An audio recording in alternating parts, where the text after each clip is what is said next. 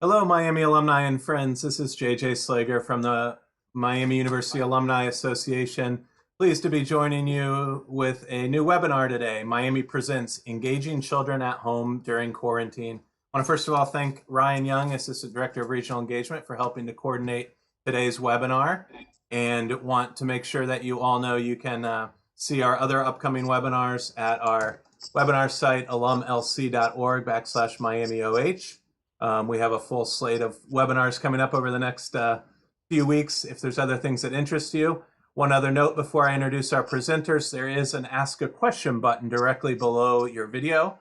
If you want to ask questions during today's webinar, I'll keep an eye on those, and hopefully we'll have some time to address some of them during or at the end of today's presentation. So pleased to introduce today first of all, Dr. Tracey Hoffman. Dr. Hoffman is an associate professor in the College of Education and Society. Tracey holds a bachelor's from Bowling Green State University and a master's and PhD from the University of Cincinnati. And Tracey teaches a pre-K associate's degree as well as early childhood and family studies at Miami. And I'm also pleased to introduce Jennifer Mysona, who is a senior lecturer and representative of the regional campuses. Jennifer holds a bachelor's and master's degree from Wright State University, and she teaches intro to education as well as early childhood and middle childhood science. So without further ado, I will turn it over to Tracey and Jennifer. Thanks so much for joining us. Good afternoon, everybody. I'm Tracey Hoffman. I'm going to start off our webinar. I'd like to first just begin by saying Jennifer and I have divided up the webinar into mental domain. So it is by age. I'll be covering the birth to 5, and Jen will be covering the kindergarten through 8th grade. But we want to both stress that there is overlap. It's not going to be black and white as far as definition. So a lot of the activities and a lot of the things we're going to talk about today can be done and geared toward any age group. Keep that in mind as we go through. And then I'm going to share my screen, and we've got a PowerPoint, so let me pull that up first.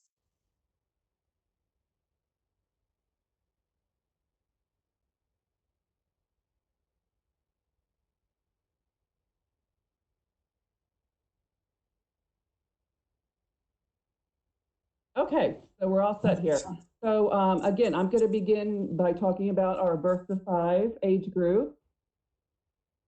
So when we talk about birth to 5 years old, we are going to talk about what are called early learning and development standards. Now, I'm not going to bore you with all of the details with this, but I think as parents and caregivers, you kind of have to have an idea of what you're looking for, what your goals are.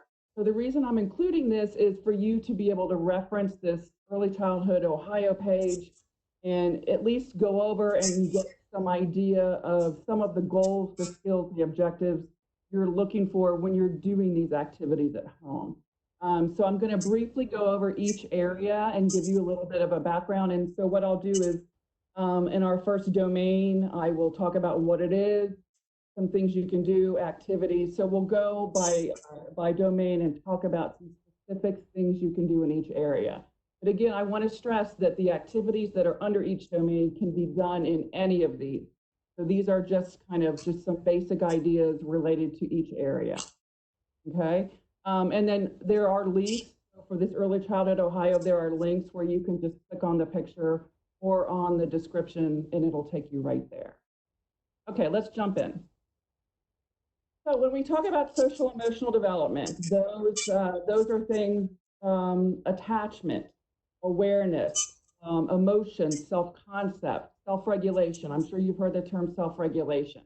So self-regulation is a very big skill that children must have to be able to regulate their little bodies so that they can control what their behaviors are. So when you hear, for example, that a child has a behavior problem, you may hear that they have self-regulation issues.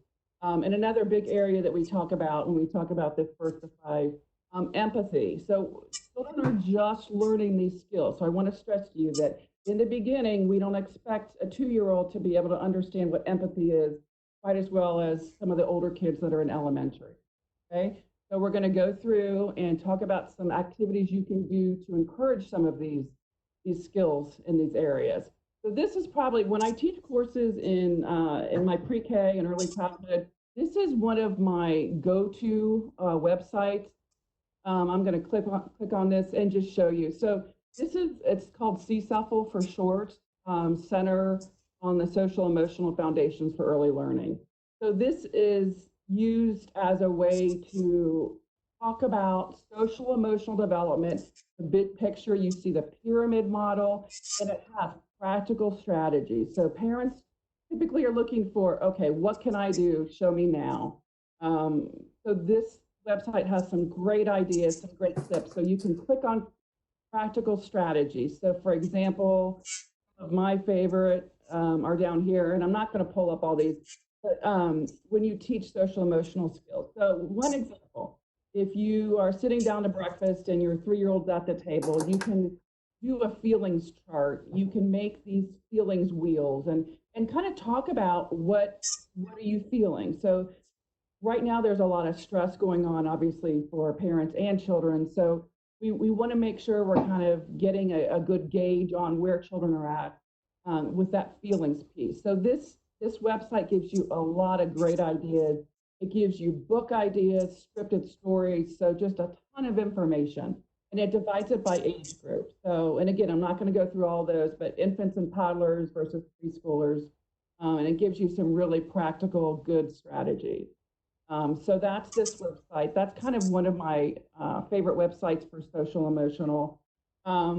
Another area you can use as a reference or a resource is NAEYC.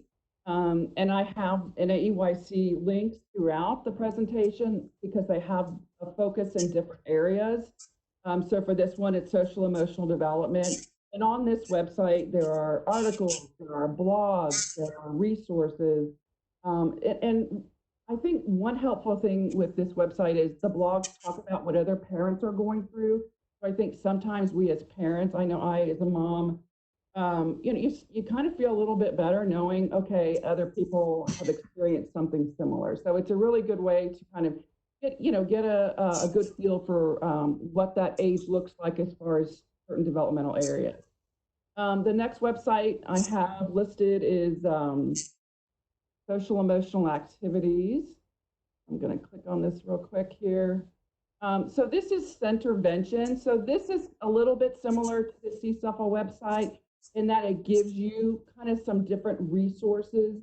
So for example, if you have a child that's a worrier, like many parents do, you can click on these topic areas, and on the left side, you can filter it by topic, and you can filter it by age. So it gives you a really good idea of some things you can do for children that have characteristic feelings about this topic, for example. So it gives you ideas. There are things that you can even print. There are books on the topic. So it's a really good resource to use if you have a child that you feel like you need to dig a little deeper and really address some of the concerns you have in the social emotional area. And let's see, so next, moving on. So these are some ideas that talk a little bit more about, okay, what are some general activities you can do with your child? So I've included some things like dress up play, imaginative play. We've got shaving cream here. So when we talk about, for example, a preschool or a childcare, most preschool and childcares are set up as a center-based environment. So what that means is they have like a dress-up area, a reading corner, a writing table, things like that. So I would suggest that you obviously don't turn your house into a preschool or a childcare, but have some of those areas throughout your house and have activities and have set the area up so that you can encourage some of these different activities. So for example, everyone has their bag of Goodwill or their bag of things that they're not using. Just make sure you have it in an area that's available so that if children do want to explore that, that's an option. imaginative play. Obviously, those go hand in hand. One thing I do want to mention, this is a big question, not only, mainly in our 3 to 5 range, gender identity. So I always encourage parents, do not make this a boy or versus a girl type of activity. Let the children explore however they feel. So again, that's something that a lot of parents say, well, should I make this geared to, trucks and sand and diggers and things like that? No, make it general and let the children choose. So again, I'm not saying turn your house into an entire dress-up area, but make areas available so that the children can at least explore some different ways to dress up and use that imaginative play. So along the same lines, shaving cream is kind of like the secret for all teachers. We kind of have a hidden agenda. Most teachers use shaving cream obviously for exploring and for doing these activities that are fun, but it's also, a good way to clean your table. So, I would say if you have areas that, you aren't as concerned, I wouldn't sit at the dining room formal table, but these are areas that you can use and kind of let the children use. Shaving cream is a very easy way to clean up.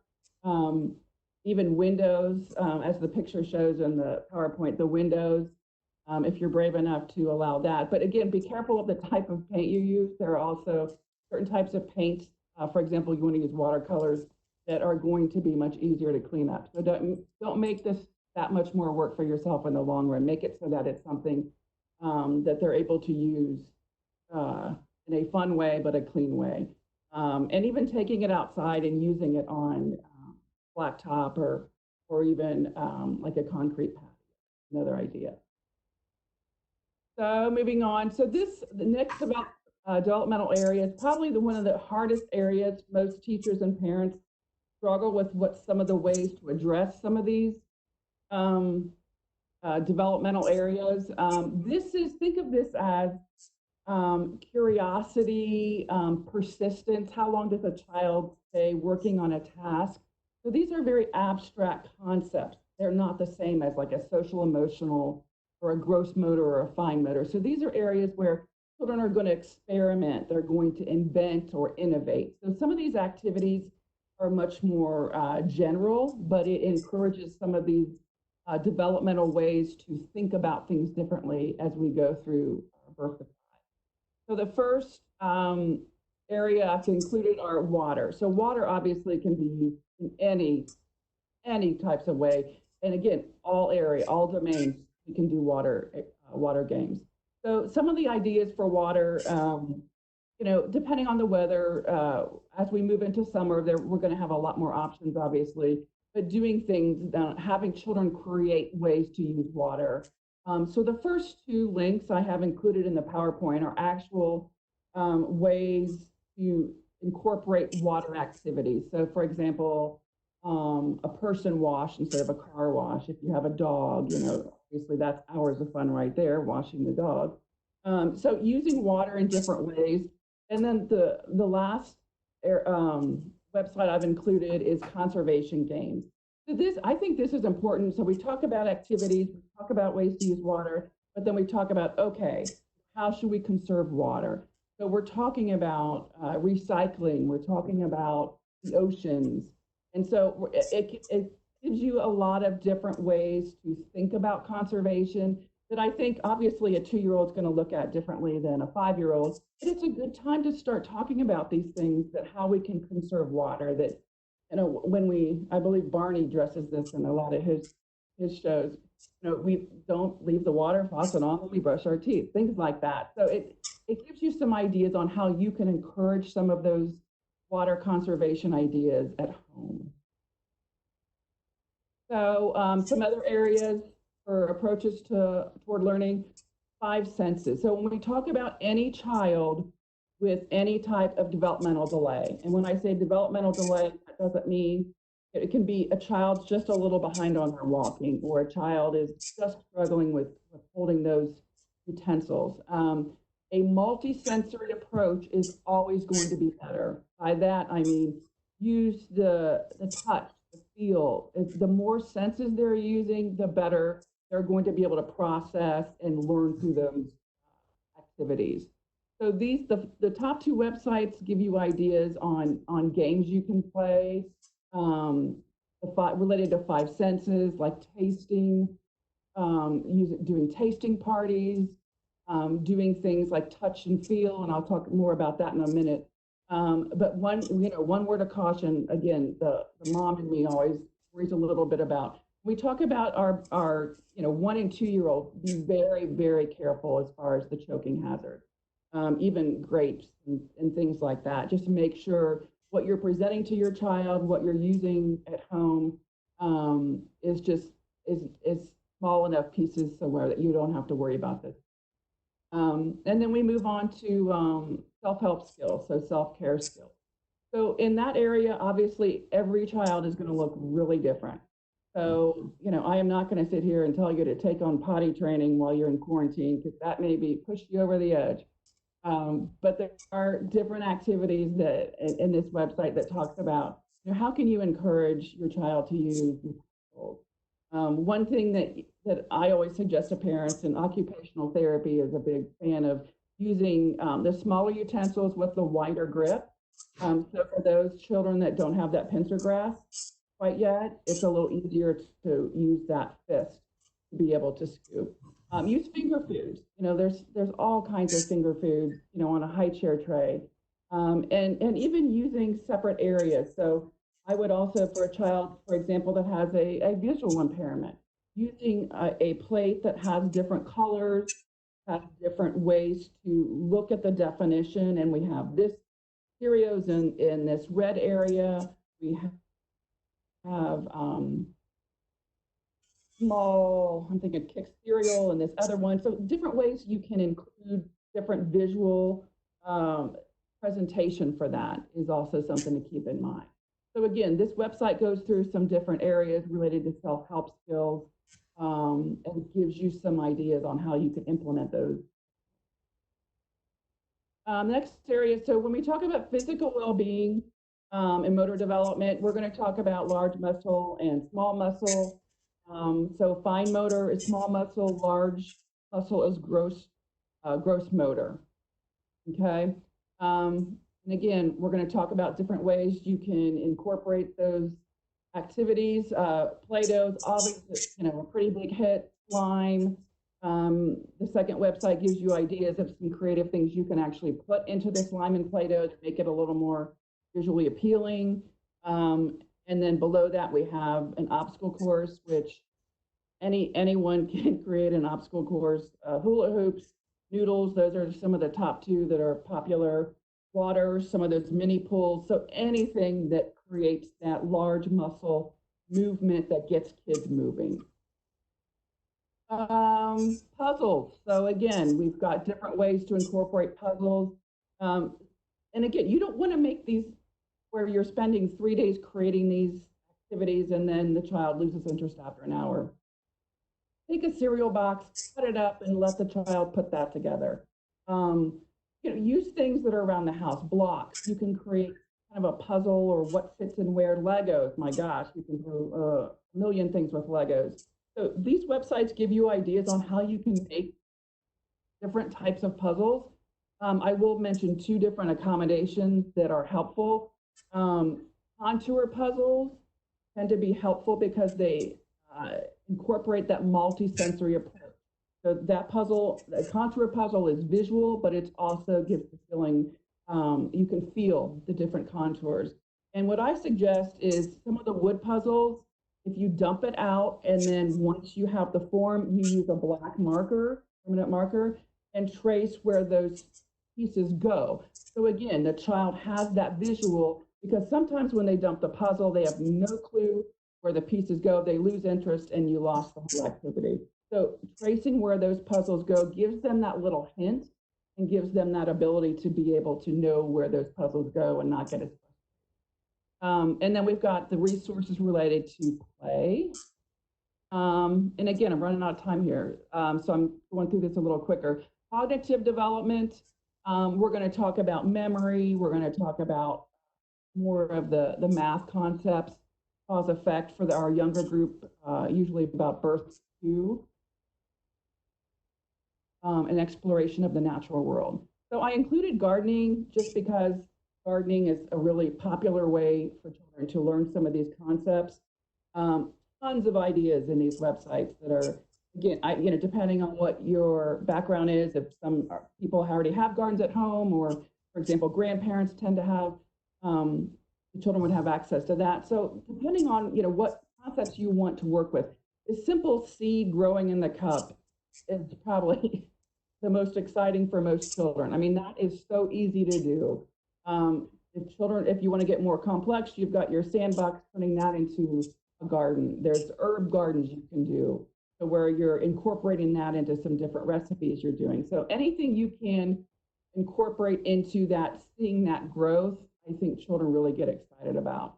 And then down at the bottom, cause effect. So with our younger infants and toddlers, cause effect is a very important skill. And it's so basic and simple, and yet children need to know how to do it. So it can be as simple as light switches. It can be, there are toys where you press a button and a light comes on. So putting that connection together, I did this, I caused this, is an easy way to work on some things at home. Even you're gonna thread the spoon in the bowl because it gets a little crazy. But those are things that you can actually incorporate into your day and teach those skills as you go throughout the day with our littler ones. Dice games, again, tons of ideas related to math. Again, depending on where the child is developmentally, what their interest is, dice may be a little abstract, that may be more geared towards our older children, but it's a good introduction on how to learn about correspondence, pairing numbers, using things like that. And the same idea for the early math skills, using colors, using objects, and just starting to pair things up. Estimation, how many Cheerios do you think are in the red bowl? How many are in the blue bowl? So things like that can get children thinking about some of these early skills related to math. And then at the bottom, two other NAEYC website resources related to STEM and then related to math. Then our last area is going to be language and literacy. So this is where we talk about expressive versus receptive language. So how they're speaking, how they're talking, and what they're understanding. And for the younger ones, the letter recognition. They're starting to learn that a letter has a certain sound. So some of the activities related to language and literacy, I mentioned here cooking. So I use some of these activities because we tend to talk a lot when we cook. So this is an opportunity for parents to talk about, well, how many scoops should we do of cinnamon? So that's a way to get your child speaking and talking and recognizing words and letters. But again, baking and cooking can be used across all domains. Talk, again, it's another opportunity for you to talk and use that language. Print concepts using stencils on your driveway, on your patio. It's a good way to start using those concepts in a written form that they're able to do outside, or well, you probably wouldn't want that inside unless you had a chalkboard. So some of those activities, using a beanbag, for the beanbag on the letter E in the driveway. And then the last area related to language and literacy, these are guess what's in the bag. I used to be a room mom in my kids' classrooms at school. This was probably the most popular game at any age, what's in the bag. So you get that brown bag, you put things in it, and it can be anything. I mean, I used to use noodles, grapes, things that, they're probably not going to know right off the bat. So using those guess what's in the bag, sensory bins, using different types of materials in those bins, change it up every day. So you can use rice in a bin, have dinosaur action figures one day. The next day you can have Superman or Spider-Man in there, and it's going to be a whole new activity for them. So it's going to be something they can use for that exploration, that sensory input, but they're also going to have that theme attached to it. So that keeps it new and exciting each day. And then the bottom talks about literacy, activities, articles, blogs related to literacy. So the last part on the last two slides are just general resources you can use or refer to. And AEYC, like I said, also has a family engagement page that talks about different things related to families engaging with their children during this birth to 5 range. And then another one of my favorites is 0 to 3. So 0 to 3 obviously is going to talk about our earliest age group and talk about how we encourage development, how teachers are working with your children and how you can follow up at home. So those are things that, again, focus on the different age groups. And then the last one is Teachstone Family and Teaching Resources that, again, gives you some of the resources, and there may be overlap between some of these sites, but for the most part, they talk about some really good ways to engage with your children. So next, we're going to move on to Jen, and she's going to talk a little bit more about our kindergarten through 8th grade.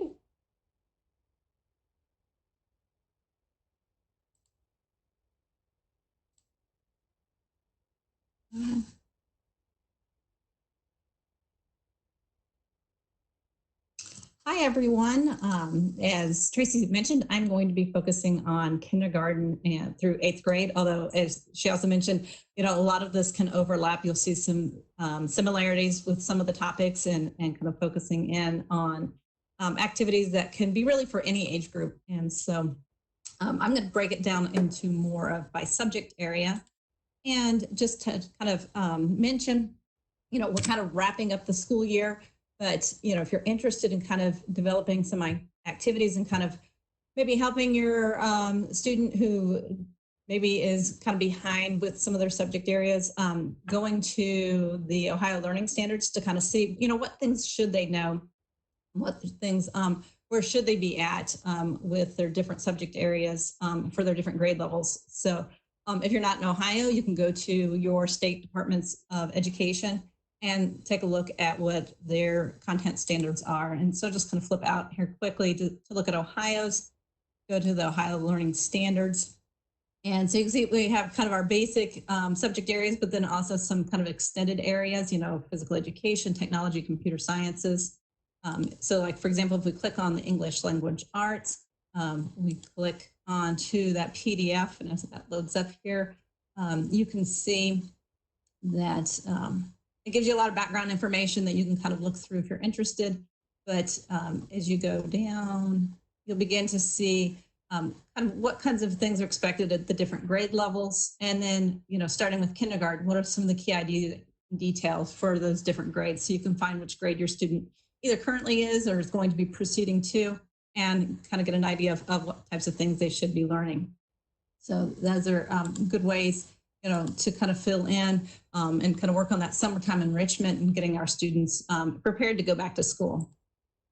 So kind of looking at our different subject areas, we'll start with English language arts. Just some at-home activities. We're kind of stuck in this quarantine. So kind of a good way to connect with family and friends is, use online chats and have family members either listen to your child read or have them read a story to your child. So it kind of keeps those connections with family members there. And then you can encourage your child to read and tell and write stories. Keeping a journal is always kind of a fun summertime activity. Several different websites. This one is a fun one that some of the students the older students would enjoy. It's called Storyboard That. So they get to create their own storyboard. And so it's digital storytelling. And so they can access this. And so let's start a new board. And so there's all kinds of different backgrounds that they can use. So there's a town, there's entertainment. If they want to talk about, an indoor story, maybe they're going to talk about something that's gone on at home. And so they just drag and drop those images in. I can add characters then, and I can modify my characters in different ways. I can add different colored hair. I can add different colored skin tones. I can change the eyes. So that leaves a lot of options for some creativity there for students to build, and then they can type in and tell their stories. They can add monsters and myths and mythology. So it really has an opportunity to kind of broaden their opportunities to tell a story. A lot of the libraries are closed right now. So, online books are a great resource. This 12-story library is a great website. So there's kind of some images here, some of the different options there. I'm going to share one that's here and available. So it's called Sea Turtles Are Awesome. And so you can flip through and actually read the book. And so that's a great way to get access to some different library and books. But then this also has, you know, a video of sea turtles. It's got some different resources. It's got information. So it's more than just the book. You know, so if it's a topic that your student or your child is interested in, there's all kinds of things that you can go. There's maps, so we can, you know, get some interdisciplinary activities going as well. Just some different websites that you can go to. Education.com has some great English language arts resources for pre-K through 5th grade. Lots of different games. There's printables that they can do. And so here's an example of a game. What's nice is it kind of tells you what grade, it tells you what subject. It also aligns it to those content standards. So, you know, if you find something that your child's struggling with, then you can find games and things that are appropriate to help them kind of build up those skills. This is another one. This one's Barefoot Books. They've got a calendar here. They've got different activities that are going on. They've got downloadable activity kits that go along with different books. So that's kind of nice. They have different videos on there of different authors reading books. So again, if you need kind of a break from you being the one to read your stories all the time, there's all kinds of resources there and available for you with other people reading through the books. Dog on a Log is actually a website that focuses on phonics and also with children with dyslexia. So if you've got a child who has dyslexia or has some trouble with phonics, this is a good website. There's some different printables and things that you can find and access there. Dream Beast Poems is just kind of looking at poems, kind of taking a different view of the English language arts. So there's some different poems there, and so you kind of see some fun things that your child might be interested in there. If you've got a budding author, there's some different websites that allow them to create their own books. So this is Story Jumper, so they can create their own book there, so they can have an opportunity to design their own characters. Another one that I really like is Storybird. It has some different challenges for older students, has some opportunities to read some stories, but then also to write their own. This one does have a cost with it, but you do get a 7-day free trial. And it's got some really nice artwork from professional artists there. And so your student or your child can use that and build their story kind of using somebody else's artwork. And so it makes kind of a neat way of kind of creating a story there. And you can actually then have your book printed. So you can have, you know, your child be a printed author. Moving on with math, lots of different things that we can do with math. This third space learning math lessons, just kind of click out and show you, it's got all kinds of different resources for you for math. So depending on what age group your child is, there's all kinds of things that can help you kind of figure out what to do best with some of those different subject areas. So lots of great ideas and resources there on that website. This is from that, you know, some different ways to kind of think about fractions, which is challenging for a lot of kids. Tracey mentioned, you know, doing some baking. You know, measuring ingredients at that time, that's a great way to incorporate some math. Some other ways to incorporate math at home, you know, measure distances and heights, you know, while you're out playing. So maybe if you throw that Frisbee, you know, how far did that Frisbee go? You know, if you don't have some sort of measuring tape, you know, measure how many steps it takes, or, you know, get out some shoes and measure, you know, in shoes and use some different ways of measurement, you know, or how far or how high can they jump? Build something together, you know, counting and building, you know, if it's older kids, start talking about area or circumference or volume, count money while they're buying something. So those are all great ways to incorporate some math at home. This is a great website. It's called Bedtime Map. And it's got all kinds of great activities of things that you can do with math that are more hands-on. One of them that I really think is a lot of fun is to use those glow sticks and have your kids start making out different shapes, you know, things like an equilateral triangle or an isosceles triangle, or, you know, different shapes there, you know, kind of decorating so they can decorate their bedroom floor, or they can decorate maybe a bedroom wall with those glow sticks. Another one is the M&M bar graph. You know, if you give them a treat of a bag of M&Ms, you know, have them count out the different colors and separate them and then create a bar graph that illustrates the different M&M colors that are available in the bag. Cool Math and Cool Math games are kind of one's a website for a little bit older kids to kind of help with those challenging math concepts. So if they need some help there, the Cool Math Games is obviously more arcade-like games for kids, you know, and so kind of helps with those critical thinking, with that hand-eye coordination, as well as completing some different math activities. And so there's an example of one of the games that's available. Math Playground is for grades 1 through 6.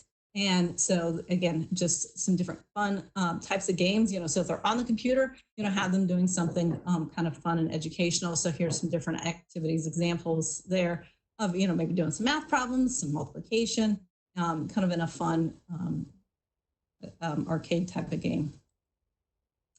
I mentioned education.com with English Language Arts. We also have that with math, all kinds of math games that you can do there. Some lesson plans, printable worksheets, and these go from pre-K to 5th grade. So again, you know, it's nice because it does tell you the grade level, the different subject areas that are covered, and you can align those with those Common Core state standards. XP Math, again, is for a little bit older kids, going from grades 2 to 8. So if you've got some older children, there are some different activities there that you can work through. And again, kind of looking at those standards that are aligned to the different games. And then we have Math Nook, which is games for pretty much all grades, kindergarten through high school. It has all kinds of different types of activities and ways to get kids involved. So lots of different things that they can be doing on the computer besides, you know, just their regular games. And then finally, Geogebra has some different math tools. So it's got some graphing calculators. It's got some different activities that can help students kind of work through some of those difficult concepts. All right, social studies then. So there's all kinds of different things that we can find online with that as well. Active history simulations. This is a website that has some different simulations that the kids can go through. And so just to kind of give you an idea of what's available. So here's like a Silk Road's Adventure. You can play as a male or female character. And so then it kind of pulls you through and gives you a character to be in. So it gives you a little bit of background information so you can kind of learn about some different areas. And then you go through and you kind of play the game and kind of go on these different adventures. So it gives you some background and some different things to kind of go through. So different ways, again, educationally to keep your kids involved. Another one is called Kid Citizen. There's interactive episodes that they can work through to explore civics and government concepts. So you can see there's multiple options there, you know, but the kind of nice to start with this first one and kind of show you just what they kind of work through, but it talks to you and guides them through these different activities. We are going to go on an adventure together. Some different things that you can think about doing at home. I know a lot of people have been going through family pictures, you know, so that's a great time to talk about your family history, you know, where your family's from, and kind of who those people are. You can talk about the meaning of the different holidays. You can visit historical public places that are in your area then as well, and kind of learn about the history of the area that you live in. You know, everybody's kind of stuck at home here during this quarantine, so, you know, kind of missing out on some of those vacations. So you can take a virtual vacation. This link takes you to a webpage that's got some links from some famous museums, so you can go and travel to those museums from the comfort of your home. For example, the Musée d'Orsay here in Paris, we can click there and get transported into the museum, and we can take a look around and walk around the museum and see some of the different artworks and sculptures. And so that's kind of an interesting thing, you know, for students to get an opportunity to do. You might not ever have that opportunity to go, but you can go and visit it virtually. This is from the British Museum's Museum of the World, and so it's got a nice scale and time graph, and so you can kind of click on the different points and look at some of the different artifacts that can be found within the museum, and then gain kind of additional information for older kids can kind of read through and learn about some of the different pieces of art and things that are in the museum.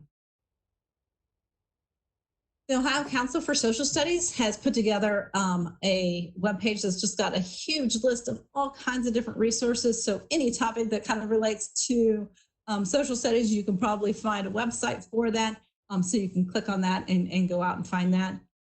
If you're on Facebook, they also have free history quiz bowls on Facebook Live every Tuesday from 7:30 to 8:30. So if you kind of have some kids that like that competition, then they can go on and kind of play a social studies quiz bowl and compete against other kids.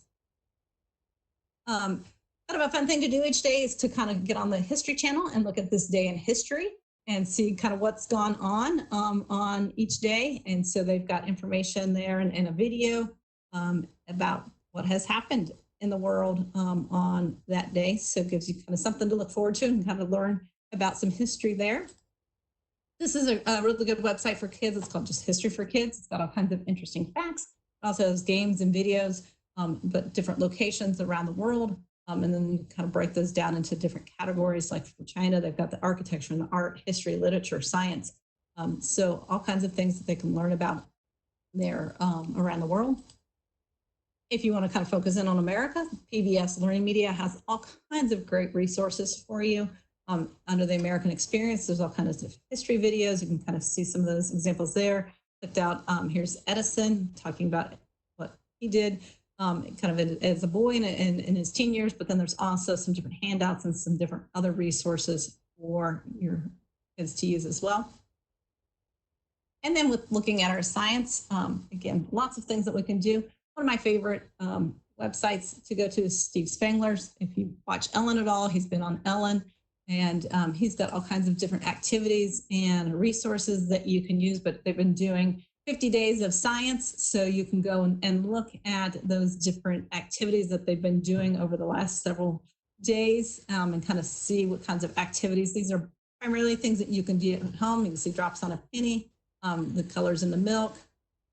We've got all kinds of things that we can do, floating eggs, shrinking chip bags, making homemade rock candy. So it really keeps our kids involved, gives them lots of different things that they can make.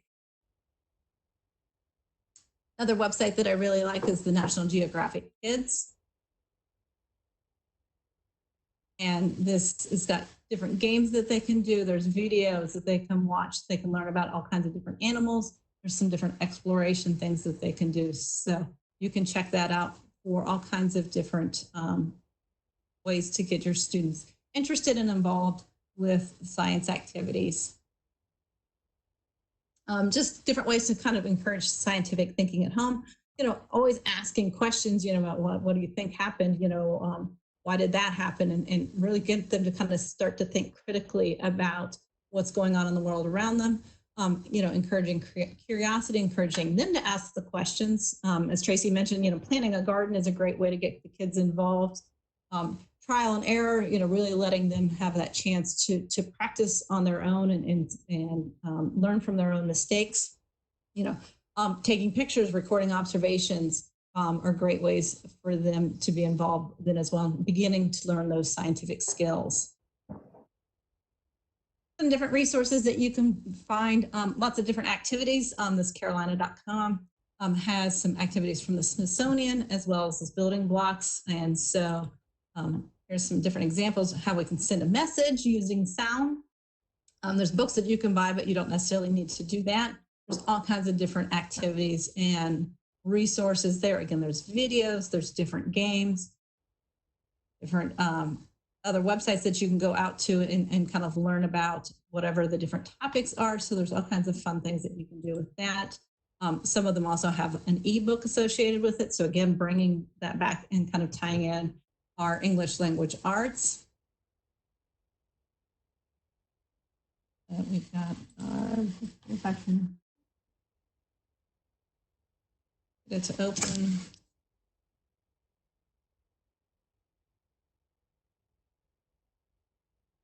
Oh, there it is. You can see, great ways to, so it not only incorporates the science, but also kind of a little bit of history and language arts there as well. And then our building blocks of science, these come in as more as a PDF.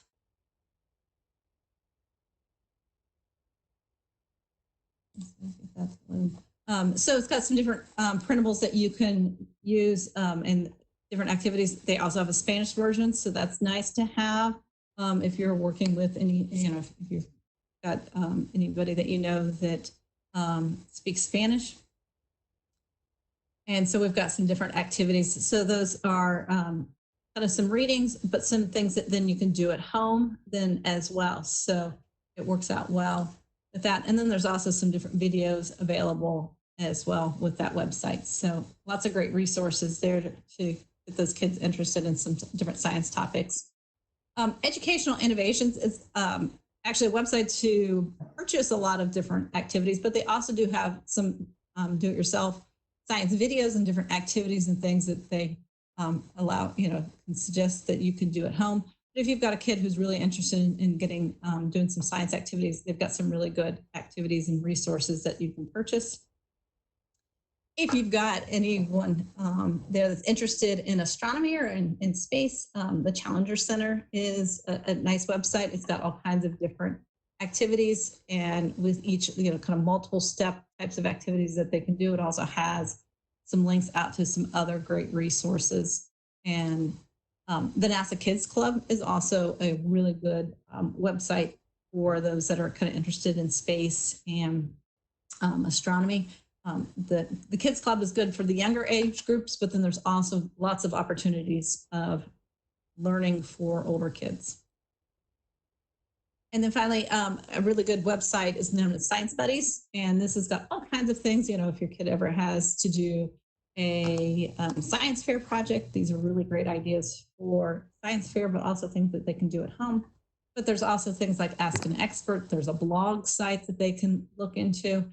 One thing that I really like is that they have information about different careers in science. So if you've got somebody, a child who's interested in some of the different areas of science, starting to get older and thinking about, what are they going to do when they get into high school and college. There's information about all these different kinds of STEM careers. All right, and then just kind of looking at some different resources that are more interdisciplinary, kind of some creativity there. A lot of people are familiar with Khan Academy because of the Math Association, but there's all kinds of different subject areas that are covered by Khan Academy, so check that out if you're interested there. And one thing that they've created is called Imagineering in a Box, and so they've teamed up with Disney and the Disney Imagineers, and so you can go and kind of go through different lessons to create your own theme park. So that might be something, you can't go to your own theme park, you can't, those are all closed down right now. So build and design your own. Okay? If you've got a child who's interested in music, the Chrome Music Lab is kind of a fun website to go to. And there's all kinds of things that they can do here. So this is just a fun little song maker. So they can go through and play with that and make music.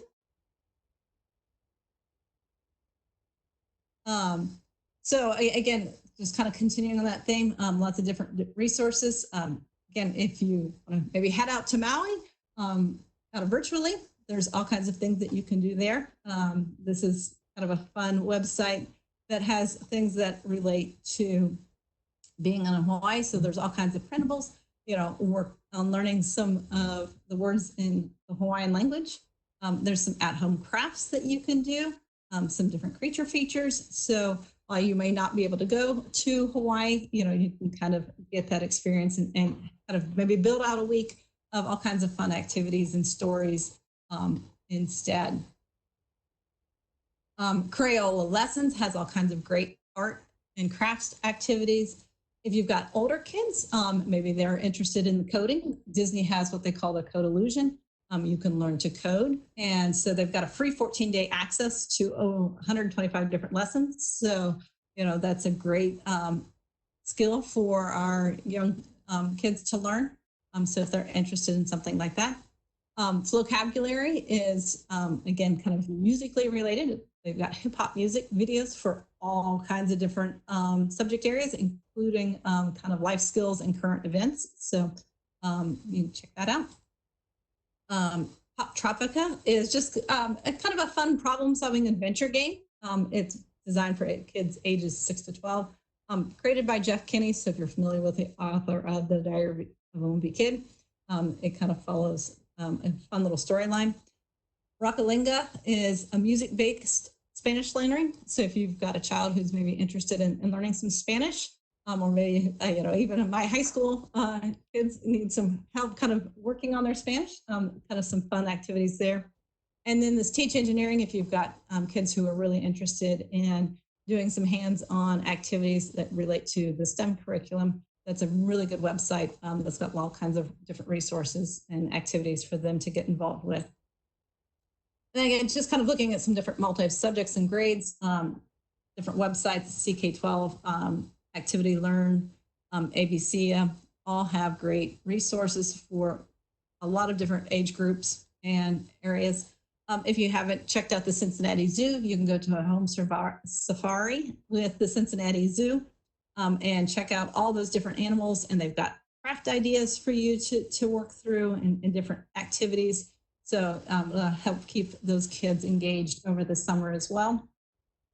Again, more virtual field trips, different places that you can go to visit virtually at least. For example, one is the Monterey Bay Aquarium. So they have different live cams set up so you can sit and watch all those different animals do their thing all day long. And then kind of a fun one for younger kids is called Be a Dinosaur. Some really good interactive games for that really young pre-K up through 5th grade. Dexters Phet interactive simulations, population education, all some really good activities, more for older kids, but to help keep them engaged and learning throughout the summer. And then Sporkle, PBS LearningMedia, PBS Learn and Grow is more for the younger groups, but all kinds of great activities. The Sporkle has some quizzes, PBS LearningMedia, lots of videos and different activities. PBS Learn and Grow, like make a super bouncy ball. It takes a second to load. They've got videos, but also instructions on what to do. So great things to help keep those kids involved and active over the summer. And then just kind of finally motivating kids and kind of scheduling, balancing your day. There's some good resources out there. Khan Academy has been doing some parent resources, just kind of keeping in mind, regular bedtimes, wake times, kind of keeping on some sort of schedule is good. Keeping them active, using that technology to stay connected to family and friends, but then also using kind of varying the leisure time activities to games, movies, books, puzzles, arts and craft, music, cooking, any kind of hobbies. Remember to include kids in the decision making and the problem solving. Those are really good skills for them to learn. The Child Mind Institute has lots of different resources for supporting kids in this time. And the CDC has a website for keeping children healthy. So again, kind of keeping those things in mind. And then just kind of last thing, to instill kind of a growth mindset and grit, encouraging that perseverance, resilience, the emphasis on effort. Those are really good skills to keep your children to be successful. And you kind of look into Carol Dweck and Angela Duckworth's research on those ideas. So, all right. So thank you for participating. We'll kind of open it up now for questions. All right. Thank you so much for the amazing resources. We have a couple questions that came in during, and they are mostly, are you going to share your presentation? Yes. The slides, so many resources. Hopefully you didn't try to write them all down live. The slides are shared on the webinar site already. They should be in the resources button. So hopefully that works for those of you who are looking to actually get the slides. If not, we can certainly send them out as well, but they should be in the resources tab. We had a couple questions that came in ahead of time, and since we have a few minutes left, we'll let you address those if you don't mind. So one person asked about ideas for special needs children who are thrills right now, and I think you addressed a little bit of that, but anything to add on that question? One thing I want to just throw in, like Jen just mentioned a few seconds ago, I think one of the biggest things that parents need to keep in mind, and I know I, as a mom too, need to remind myself every single day, is that we need to keep the structure, we need to keep the routine.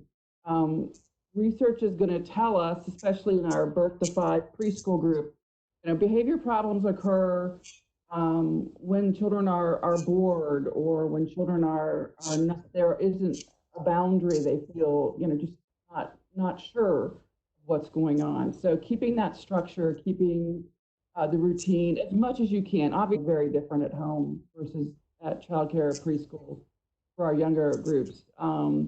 But I think that, having that foundation there, Jen again mentioned the bedtime thing. I mean, my gosh, my house right now is just a mess with our routines and things like that, but we're trying to kind of get those routines back because we know children need a predictable routine. And again, speaking for that birth to 5, that sleep schedule, if your children don't sleep, you don't sleep, and it's a domino effect.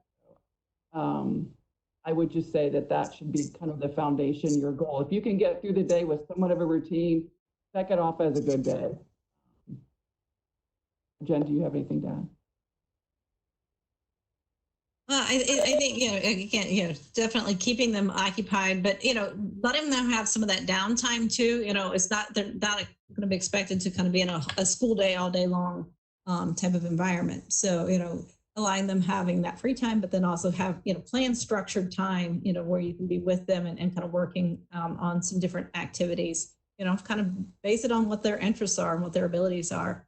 There's all kinds of great resources that we provided, so they should be able to find something that, hopefully captures their students' attention and, can get them engaged. And one thing I also want to just throw in too, kind of along the same lines, is choice making. Okay, when we talk about our K-8, that's a whole different set of guidelines. Do not give your children too many choices at that preschool range. You can give them 2 choices, possibly 3, but again, we're giving, they need that predictable, for example, what do you want for lunch? You can have A or B, or don't give them a choice at all. So I think sometimes we think everything needs to be open-ended and giving children their say, and to a degree, absolutely, but I think it can be very overwhelming, especially for a child that has any kind of a processing problem. We just need to keep our choice making to a minimum.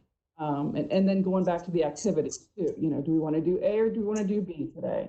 And have a written schedule so that children can see those schedules. Children have a schedule when they go to childcare and preschool. So we should try to do a lot of the same consistent schedules as, I can see circle time is that blah, blah, blah, and we have lunchtime, free play, things like that. So without making it too structured, overly structured, try to get some type of a consistent routine that is a visual schedule. I'm a visual person. I know many people like to see that visual schedule. So having that posted on the fridge, somewhere in the house where it's visible, and that you can change that every day, I think is important for kids, especially if they're used to that in their childcare or preschool setting. All right, awesome. Thank you so much. And a couple of the other questions that came in ahead of time were just keeping kids engaged. Indoor activities, I think we had so many great examples of that during the presentation already. So thank you so much for that. I did want to let you can rewatch this or send this to other people. It will be on the past events link on our webinar page, and encourage you to continue looking at other webinars. But most of all, I just want to thank Dr. Tracey Hoffman and Jennifer Mysona. Awesome presentation. We really appreciate your time and all the work you're doing. And so thanks so much for joining us. Thanks for having us. Thank you. Okay. Take care, everybody, and have a great day.